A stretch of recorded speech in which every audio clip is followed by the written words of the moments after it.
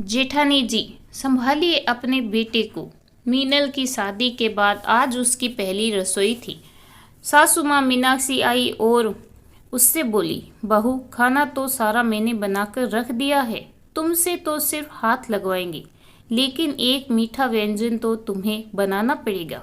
तुम्हें क्या चीज़ सबसे अच्छी बनानी आती है, वह बनाकर सभी मेहमानों को खिलाओ। मीनल के हाथ पैर फूल गए। बहुत अच्छा बनाना तो उसे कुछ भी नहीं आता। वह घबराई सी इधर उधर देख रही थी। तभी मुस्कुराते हुए उसकी जेठानी नीरू सामने आई और बोली, क्या बात है मीनल, मैं समझ रही हूँ तुम्हारी परेशानी। तुम बिल्कुल भी चिंता मत करो, मैं जानती थी तुम्हें रसोई बनाने में परेशानी आने वाली है, इसीलिए मैंने पहले ही केसर वाली खीर बनाकर रखी हुई है। तुम तो सिर्फ इतना करना, उसे अच्छे से गर्म करो और उस पर खूब सारे मेवे काट कर डाल दो। सबको बड़े प्यार और विश्वास के साथ सर्व करो। मीनल ने जैसे राहत की सांस ली और कहने लगी, दीदी आप कितनी अच्छी हो। नीरू बोली, मेरी कोई बहन नहीं है, एक भाई है। मैं हमेशा बहन की कमी महसूस करती रहती हूँ और मैं चाहती हूँ तुम मेरी छोटी बहन बनकर मेरे साथ रहो। पसंद है तुम्हें ये रिश्ता? मीनल ने तो नीरू के दोनों हाथ पकड़ के आंखों से लगा लिए और बोली, दीदी नेकी और पूछ पूछ, मैं खुद अपने माता पिता की इकलौती संतान हूँ। मेरा तो ना भाई है ना बहन, मुझे और क्या चाहिए। आप जैसी बड़ी प्यारी बहन मिल गई, मेरा तो जीवन धन्य हो गया। जेठानी के मार्गदर्शन में मीनल ने केसर की खीर को खूब अच्छे से सजाकर सब मेहमानों को परोसा। सभी की आंखों में प्रशंसा के भाव थे और सभी खीर की तारीफ कर रहे थे। और साथ में मीनल की शादी की सभी रस्में पूरी हो जाने पर धीरे धीरे सब मेहमान लौटने शुरू हो गए।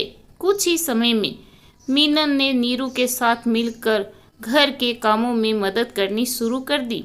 दोनों मिलकर फटाफट सारे काम निपटा लेते और फिर आराम से गपशप करते। कभी बगीचे में बैठकर चाय पीते, कभी सैर पर चलती जाती। नीरू की शादी को 5 साल हो चुके थे, लेकिन अभी तक वह माँ नहीं बन सकती थी। सासू माँ अक्सर कहती, पता नहीं तुम मुझे कब पोते का मुंह दिखाओगे। मैं तो तरस गई हूँ। अब नीरू क्या बताती, उसमें तो कोई कमी नहीं है।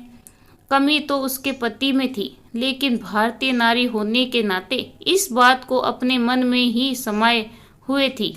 अगले साल मीनल गर्भवती हो गई।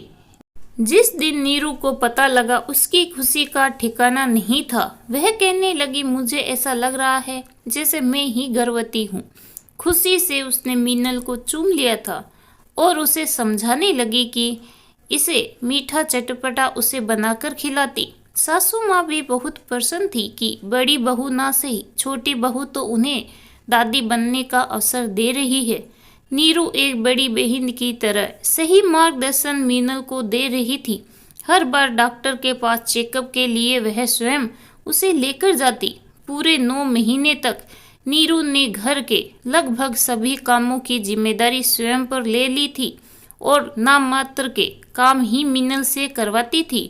मीनल प्यार से कहती, दीदी आप कितना थक जाते होंगे, सारे काम आप ही करते रहते हैं, मैंने कितना बोझ पर डाल दिया। तो जेठानी बड़े प्यार से उसे डांटती, पगली ऐसा मत बोल, तू कितनी खुशकिस्मत है जो तुझे माँ बनने का सौभाग्य प्राप्त हो रहा है।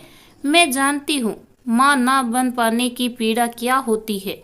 और उसकी आंख भर आती। डॉक्टर ने कह दिया था कि मीनल के शरीर में खून की कमी के कारण ऑपरेशन के वक्त खून की जरूरत पड़ सकती है, इसीलिए आप तैयारी करके रखिए। नीरू ने फौरन कह दिया, मेरा ब्लड ग्रुप ओ पॉजिटिव है, मैं यूनिवर्सल डोनर हूँ, जब भी जरूरत हो आप मेरा खून ले सकते हैं। मैं डिलीवरी के वक्त भी मौजूद रहूँगी। और वैसा ही हुआ। ऑपरेशन के बाद खून की जरूरत पड़ी और नीरू का खून लिया गया। मीनल ने एक स्वस्थ सुंदर पुत्र को जन्म दिया। घर में खुशी का माहौल बन गया। जहां सास ससुर खुशी से फूले नहीं समा रहे थे, वहीं नीरू भी बेहद प्रसन्न थी। बेटे के नामकरण संस्कार के दिन नीरू ने नाम सुझाया आयुष, जिसे सभी ने पसंद किया और यही नाम रख लिया गया। आयुष की परवरिश में नीरू देवरानी को बहुत सहयोग करती थी। कभी प्रेम में उसे घुमाने ले जाती, उसके साथ खेलती, बातें करती। जरा सा भी वह रोता तो फौरन उसे उठाकर कंधे से लगा लेती, झपकी देने लगती, लोरी सुनाती। ऐसा लगता अपने अंदर की सारी ममता आयुष पर लुटा रही हो। उसका व्यवहार देखकर मीनल को महसूस होता, जेठानी अपने जीवन में बच्चे की कमी को किस शिद्दत से महसूस कर रही है। एक दिन बातों ही बातों में मीनल ने पति से कहा, दीदी माँ बनने के लिए तरस रही है। उसकी पीड़ा को मैं महसूस करती हूँ। क्या ऐसा नहीं हो सकता कि हम दूसरे बच्चे के लिए जल्दी चांस लें और वह बच्चा जो भी हो दीदी को दे दे। पति तो कुछ देर तक अल्प मीनल को देखता रहा, फिर बोला, तुम कर सकोगी ऐसा? ये बात कहने में सहज लगती है, लेकिन इन्हें व्यवहार में लाना बहुत मुश्किल होता है। फिर आपने मुझे समझा ही नहीं। दीदी को मैंने अपनी बड़ी बहन माना है और वह भी मुझे हमेशा छोटी बहन की तरह प्रेम और स्नेह सहयोग करती है। कभी घर के किसी काम में गलती होने पर जब मम्मी जी नाराज होती है तो वह मेरा पक्ष लेकर मुझे बचा लेती है। मुझे कभी लगा ही नहीं कि वह मेरी जेठानी है, वरना देवरानी जेठानी का रिश्ता तो हमेशा से ही संदिग्ध माना जाता है। और इसे संयम की दृष्टि से देखा जाए तो, क्योंकि अक्सर दोनों ही एक दूसरे को नीचा दिखाने में जुटी रहती है। आयुष के जन्म के समय भी उन्होंने अपना खून देकर मुझे सहज स्वस्थ होने में मदद की थी। उनकी पीड़ा देखकर मेरे मन में जो ख्याल आया मैंने आपको कह दिया। मैं इसके लिए तैयार हूँ और मुझे खुशी होगी जब दीदी की गोद में भी एक प्यारा सा बच्चा आ जाएगा और उसमें वह दुनिया भर की खुशियाँ ढूंढ लेगी। डॉक्टर के अनुसार वह कभी माँ नहीं बन सकती।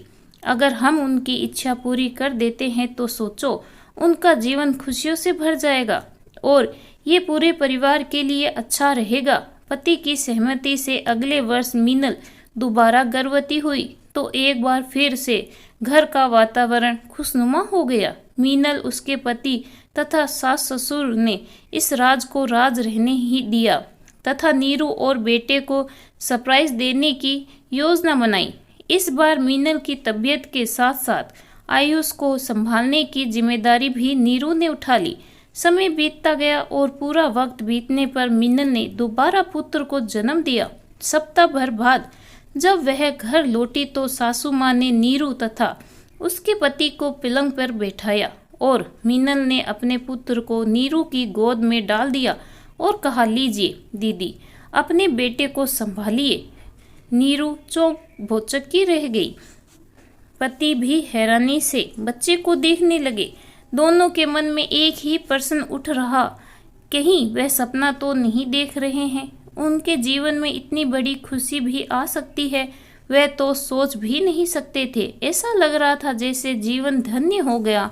दोनों की आंखें खुशी के आंसुओं से भर आई। बहुत हिम्मत करके नीरू ने पूछा, मीनल, क्या तुम सच कह रही हो? ये सचमुच मेरा बेटा है? कहीं तुम इसे वापस तो नहीं ले लोगे?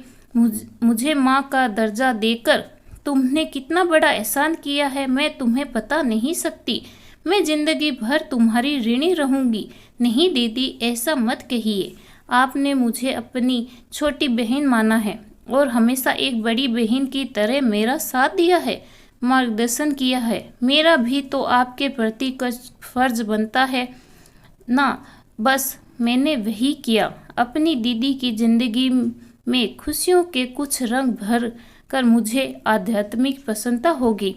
फिर आपका ये बेटा हम सबके साथ ही रहेगा, मीनल बोली। नीरू ने उसके दोनों हाथ पकड़कर चूमे और उन्हें माथे से लगा लिए। बेटे को सीने से लगाकर ईश्वर का धन्यवाद करने लगी, जिसकी कृपा से छोटी बहन जैसी देवरानी मिली, जिसने जीवन में सतरंगी छटा बिखेर कर कितनी खुशियों से सराबीर कर दिया। सासू माँ बड़े उत्साह और प्रशंसा से बोली, आज तो मैं घी के दिए जलाऊंगी। मेरी बड़ी बहू भी माँ बन गई।